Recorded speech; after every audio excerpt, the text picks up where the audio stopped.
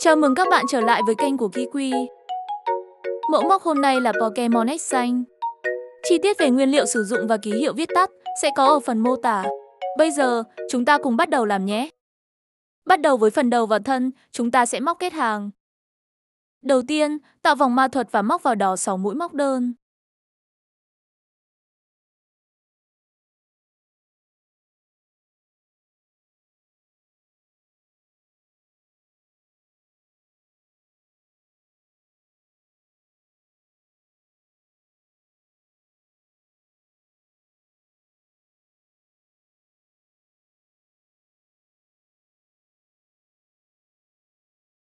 Kéo sợi len để đóng vòng lại. Móc một mũi trượt vào chân móc đầu tiên để kết thúc hàng. Kéo xiết sợi len để điểm kết hàng trông đẹp hơn. Móc một mũi bính để bắt đầu hàng thứ hai. Móc một mũi móc đơn vào chân móc đầu tiên. Đánh dấu mũi này lại. Móc thêm một mũi móc đơn vào cùng chân móc này. Hai mũi móc đơn cùng chân còn được gọi là một mũi tăng. Móc một mũi tăng vào chân móc tiếp theo.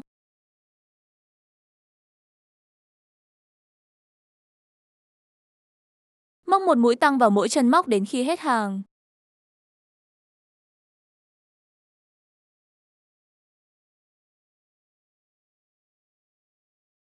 Móc một mũi trượt vào chân móc đầu tiên để kết thúc hàng thứ hai.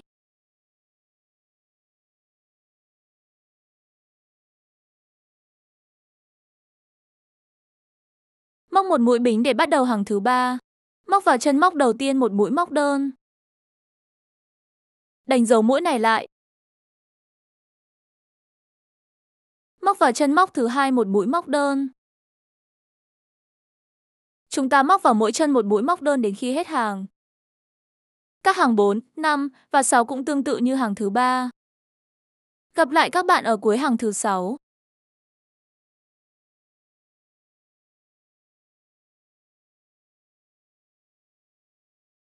Kết thúc hàng thứ 6, móc một mũi trượt vào chân móc đầu tiên.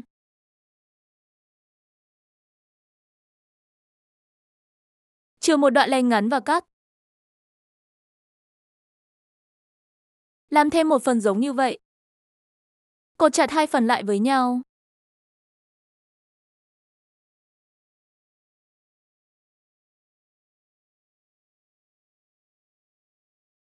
Tạo một nút thắt.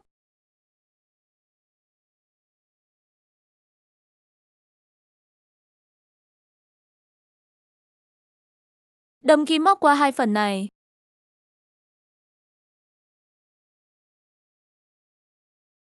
Nối nút thắt vừa tạo vào.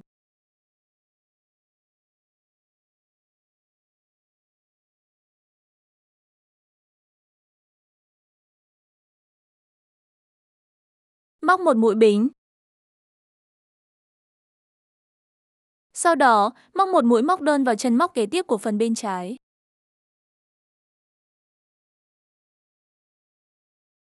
Đánh dấu mũi này lại. Đây sẽ là mũi đầu tiên của hàng thứ 7. Móc một mũi tăng vào chân móc tiếp theo.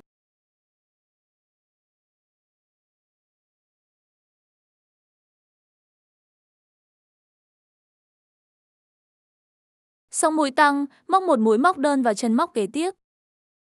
Ở chân móc tiếp theo, móc một mũi tăng. Móc theo thứ tự này đến hết phần hiện tại. Mũi cuối cùng của phần hiện tại là một mũi móc đơn. Tiếp theo, chúng ta sẽ móc một mũi tăng vào phần bên kia.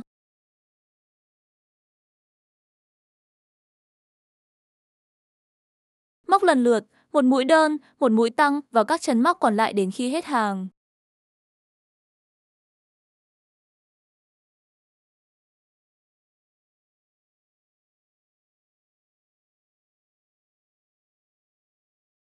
Để kết thúc hàng thứ 7, móc một mũi trượt vào chân móc đầu tiên.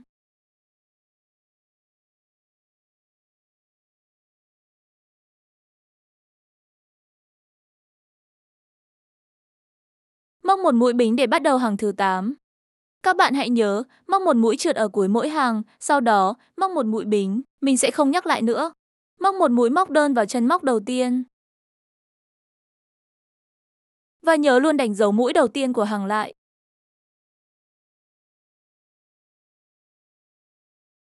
Móc một mũi móc đơn vào chân móc thứ hai. Cứ như vậy, móc một mũi móc đơn vào mỗi chân móc đến khi hết hàng. Hàng thứ 9 và 10 cũng tương tự. Gặp lại các bạn ở cuối hàng thứ 10.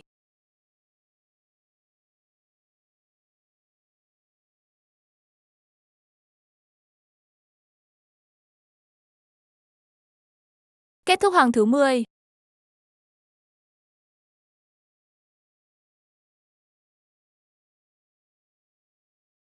Bắt đầu hàng 11, móc một mũi móc đơn vào chân móc đầu tiên.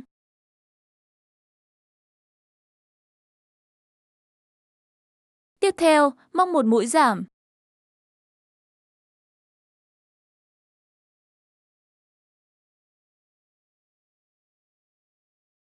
Móc xong mũi giảm, chúng ta móc một mũi móc đơn. Đến đây, chúng ta lại móc một mũi giảm.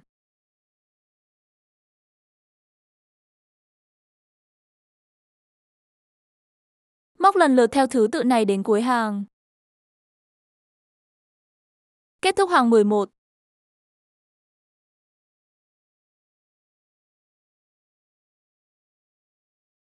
Bắt đầu hàng 12, móc một mũi móc đơn vào chân móc đầu tiên.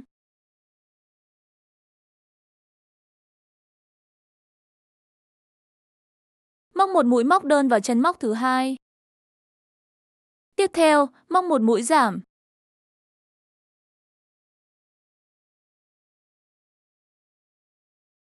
Móc một mũi móc đơn vào chân móc kế tiếp. Móc một mũi giảm.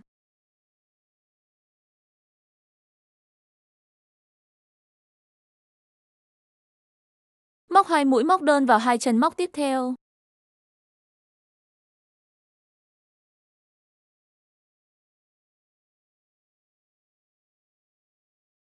Móc một mũi giảm.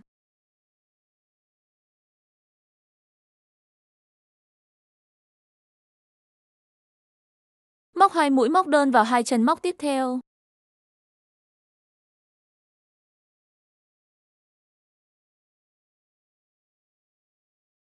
Móc một mũi giảm.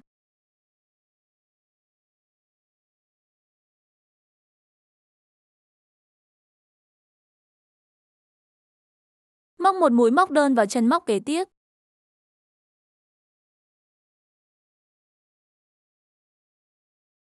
Móc một mũi giảm.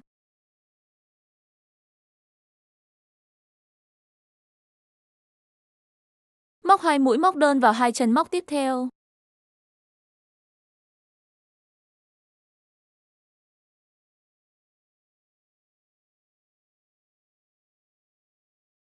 Và cuối cùng, móc một mũi giảm.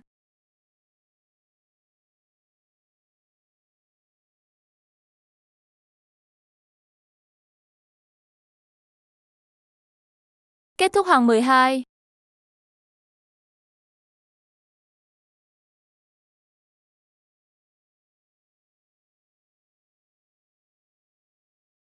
Bắt đầu hàng 13, móc một mũi móc đơn vào chân móc đầu tiên.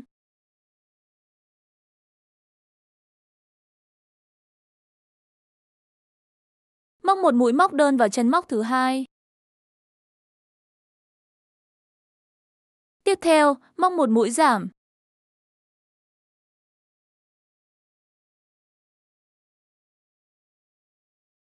Xong cụm thứ nhất, chúng ta móc cụm thứ hai. Móc hai mũi móc đơn vào hai chân móc tiếp theo.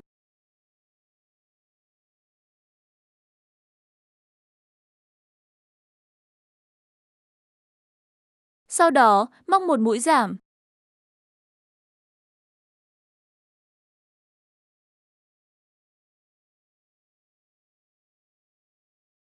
Móc theo thứ tự này, lặp lại thêm 2 lần nữa. Kết thúc hàng 13, chúng ta nhồi một ít bông gòn vào trong.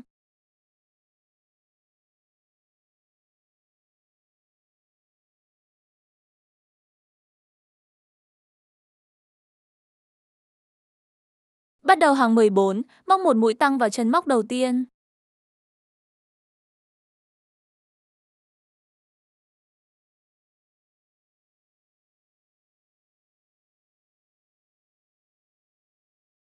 Móc một mũi tăng vào chân móc thứ hai.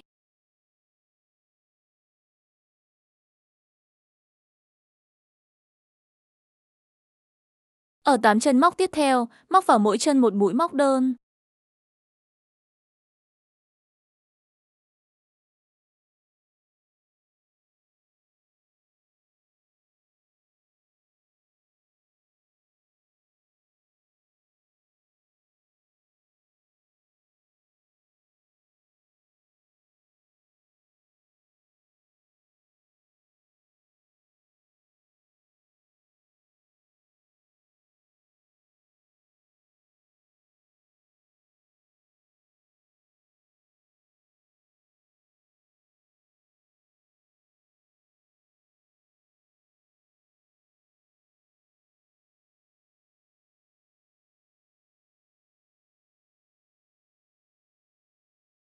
Ở 2 chân móc cuối hàng, móc vào mỗi chân một mũi tăng.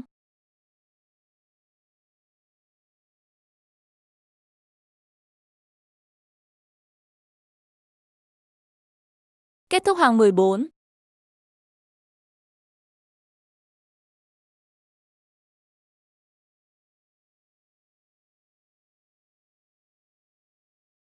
Bắt đầu hàng 15, móc một mũi móc đơn vào chân móc đầu tiên.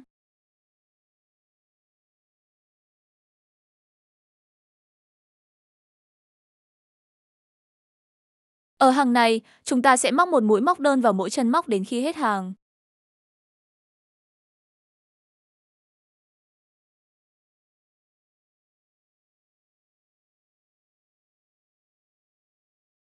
Kết thúc hàng 15.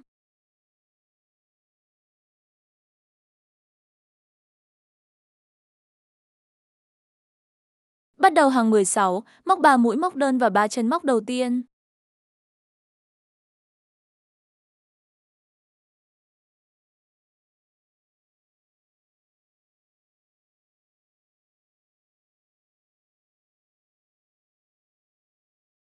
Móc xong 3 mũi, chúng ta móc một mũi tăng vào chân móc thứ tư.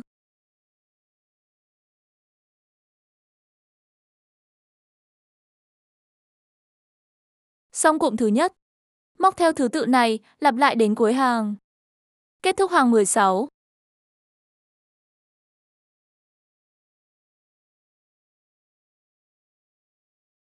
Bắt đầu hàng 17, móc một mũi móc đơn vào chân móc đầu tiên.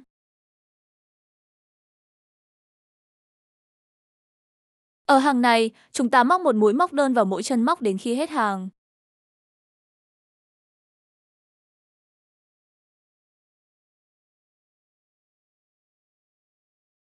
Kết thúc hàng 17.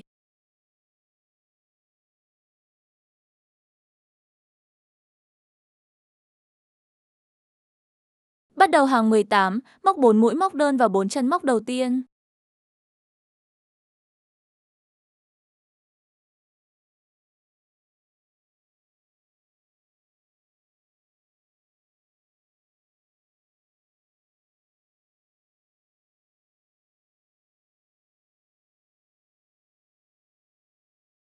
Móc xong 4 mũi, chúng ta móc một mũi tăng vào chân móc kế tiếp.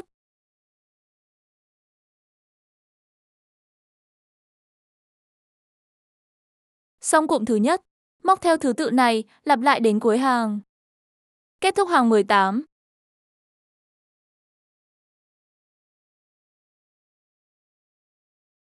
Bắt đầu hàng 19, móc một mũi móc đơn vào chân móc đầu tiên.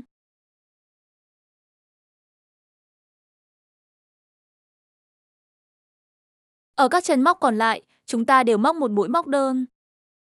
Hàng 20 cũng tương tự. Gặp lại các bạn ở cuối hàng 20. Kết thúc hàng 20, chúng ta nhồi thêm một ít bông gòn vào trong.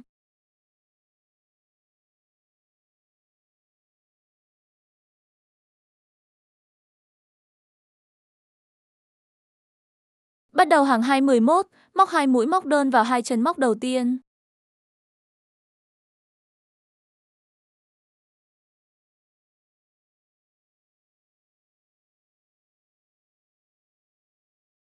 Móc xong 2 mũi, chúng ta móc một mũi giảm.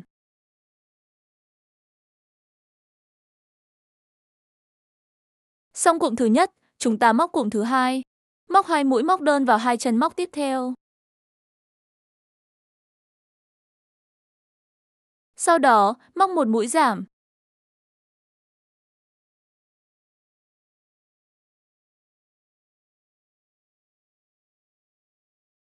Móc theo thứ tự này, lặp lại đến cuối hàng. Kết thúc hàng 21.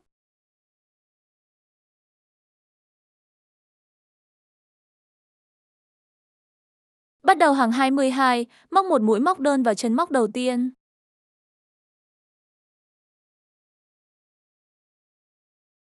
Tiếp theo, móc một mũi giảm.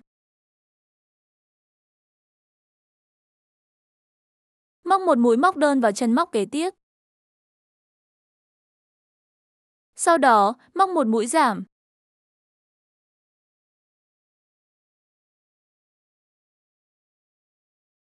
Móc theo thứ tự này, lặp lại đến cuối hàng. Kết thúc hàng 22.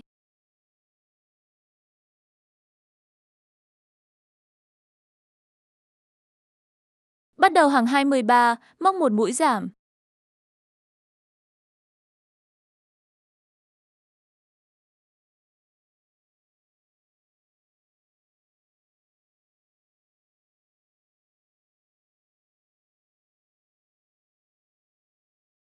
Móc thêm 5 mũi giảm nữa.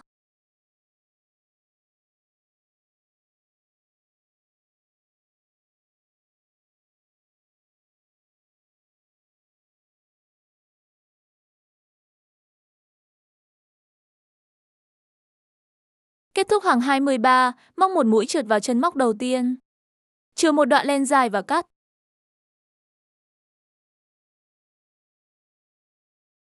Nhồi thêm bông còn vào trong. Khâu đóng lỗ hở lại.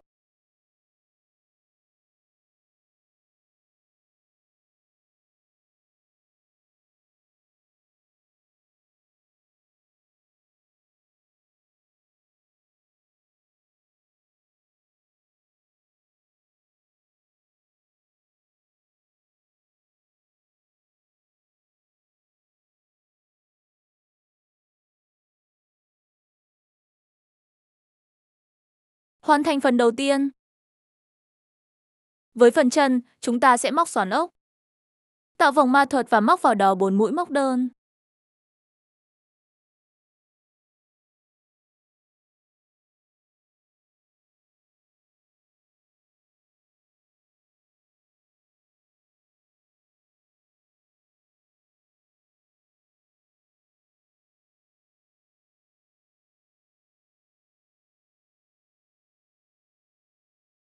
Kéo sợi len để đóng vòng lại.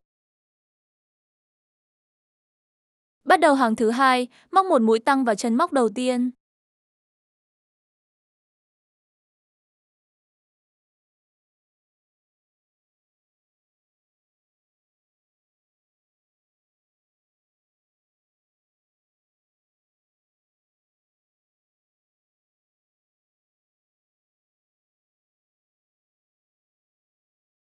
Móc một mũi móc đơn vào chân móc thứ hai. Ở chân móc thứ ba, móc một mũi tăng.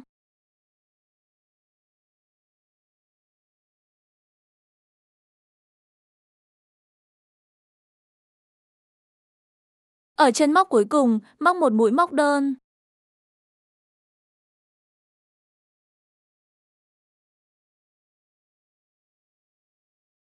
Cắt sợi len thừa và lật mặt phải ra ngoài.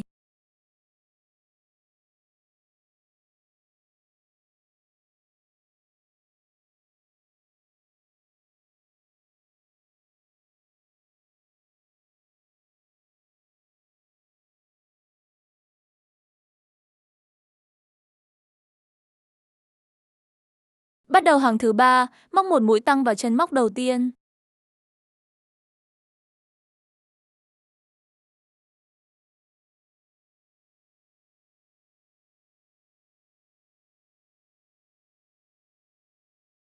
Móc một mũi móc đơn vào chân móc thứ hai. Móc một mũi tăng vào chân móc thứ 3.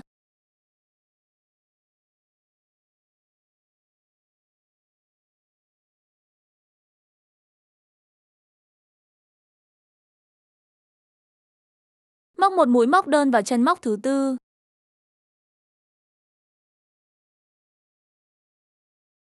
Móc một mũi tăng vào chân móc thứ 5.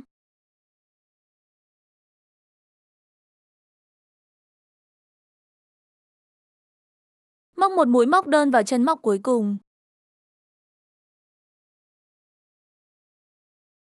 Kết thúc hàng thứ 3, bắt đầu hàng thứ 4.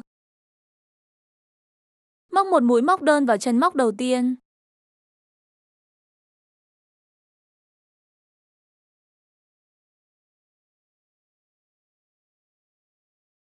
Tiếp theo, móc vào mỗi chân một mũi móc đơn đến khi hết hàng.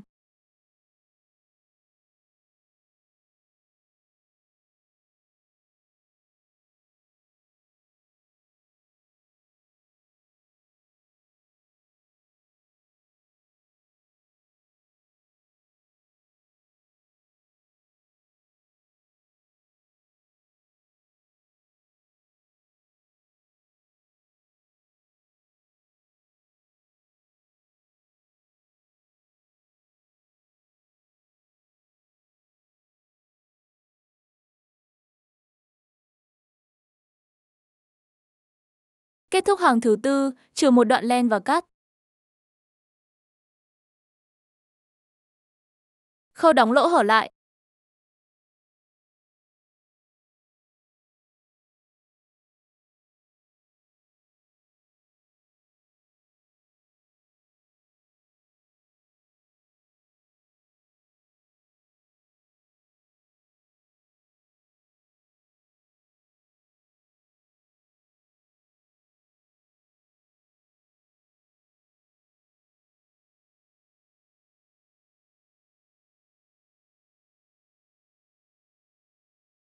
Làm thêm một phần chân nữa. Để móc bàn chân, tạo vòng ma thuật.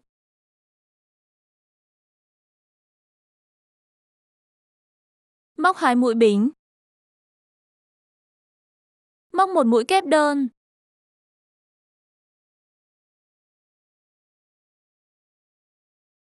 Móc 2 mũi bính. Cuối cùng, móc một mũi trượt vào vòng ma thuật. Trừ một đoạn len ngắn và cắt. Xử lý các đoạn len thừa.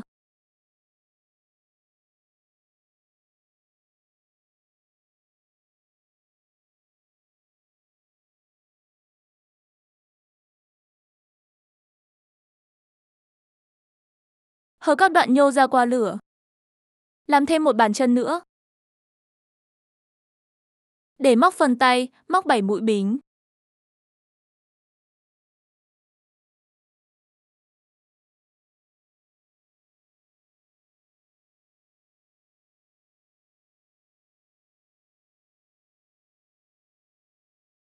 Tiếp theo, chúng ta sẽ móc vào các tép ở phía sau.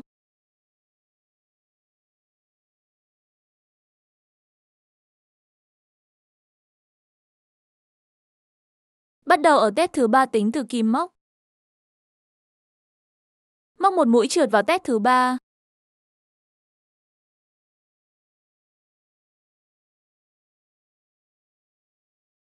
Ở 4 tép còn lại, móc vào mỗi tép một mũi trượt.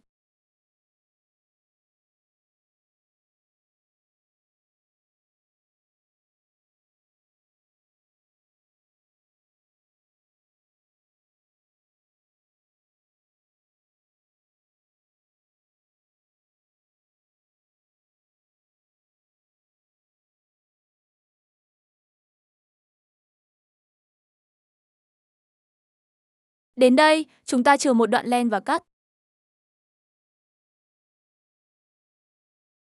Dùng len trắng tạo một nút thắt.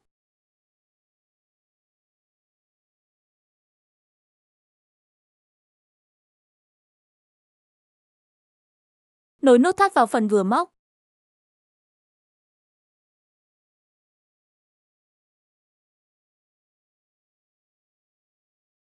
Tiếp theo, chúng ta móc 4 mũi bính.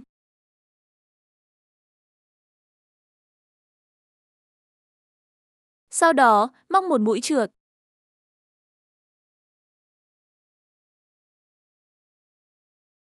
Chừa một đoạn len ngắn và cắt.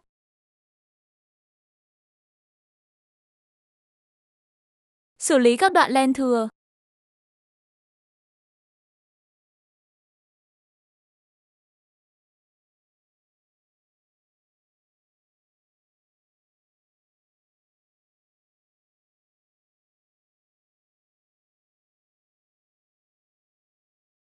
Làm thêm một cánh tay tương tự.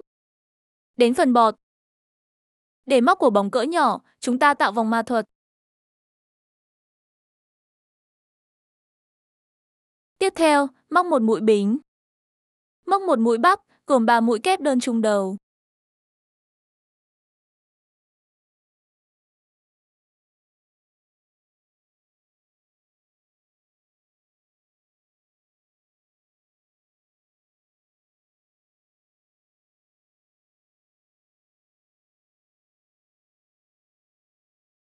Kế tiếp, móc một mũi bính. Cuối cùng, móc một mũi trượt vào vòng ma thuật. Chừa một đoạn len ngắn và cắt. Cột 2 sợi len với nhau rồi giấu vào trong.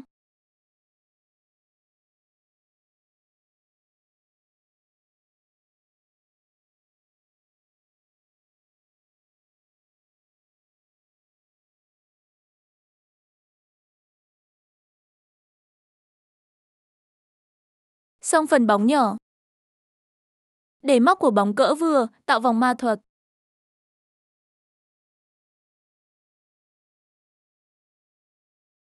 Móc 2 mũi bính. Tiếp theo, móc một mũi bắp, gồm 5 mũi kép đơn trùng đầu.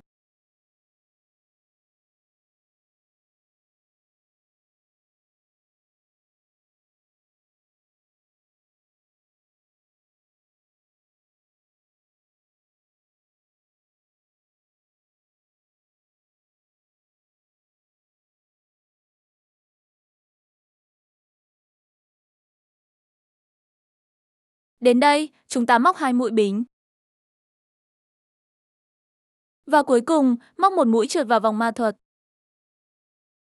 Chừa một đoạn len ngắn và cắt.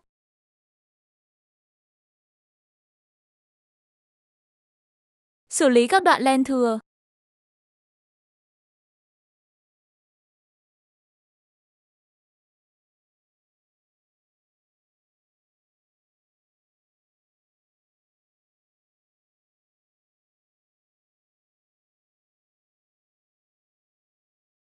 Làm thêm một của bóng cỡ vừa nữa. Để móc phần bóng cỡ lớn, tạo vòng ma thuật. Tiếp theo, móc 3 mũi bính. Đến đây, chúng ta sẽ móc cụm gồm 6 mũi kép đôi trùng đầu.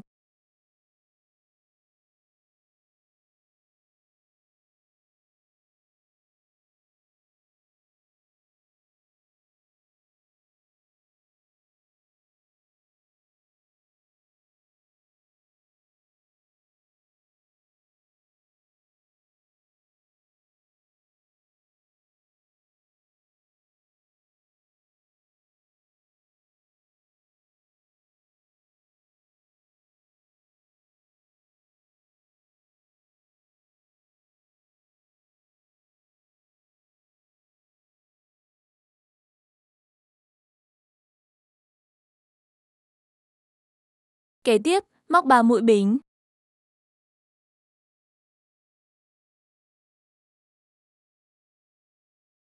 Và móc một mũi trượt vào vòng ma thuật.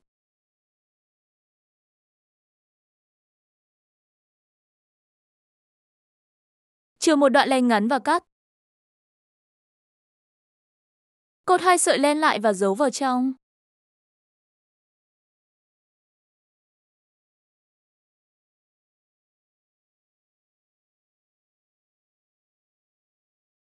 Làm thêm 3 của bóng cỡ lớn nữa. Để tạo 2 đốm nhỏ trên mũi, chúng ta dùng len trắng. Xoắn 10 vòng.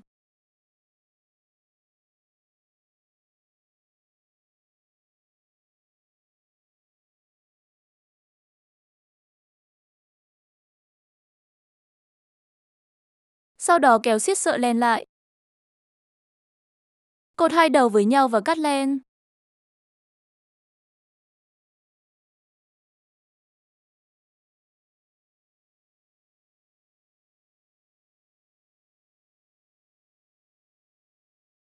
Làm thêm một phần như vậy.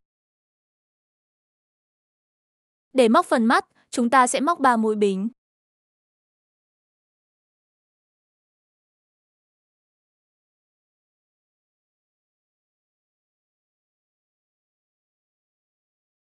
Tiếp theo, móc vào tép ở phía sau và bắt đầu ở tép thứ hai tính từ kìm móc.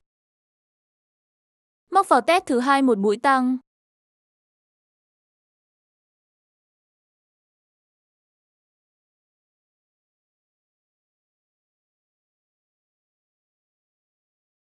Tiếp theo, chúng ta móc 2 mũi tăng vào cùng tép ở cuối hàng.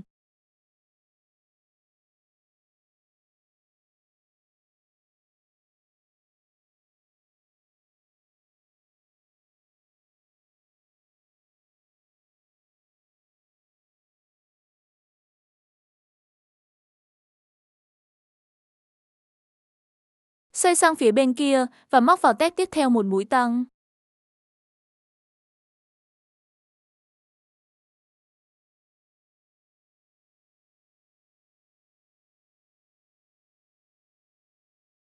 Chừa một đoạn len ngắn và cắt. Xử lý các đoạn len thừa.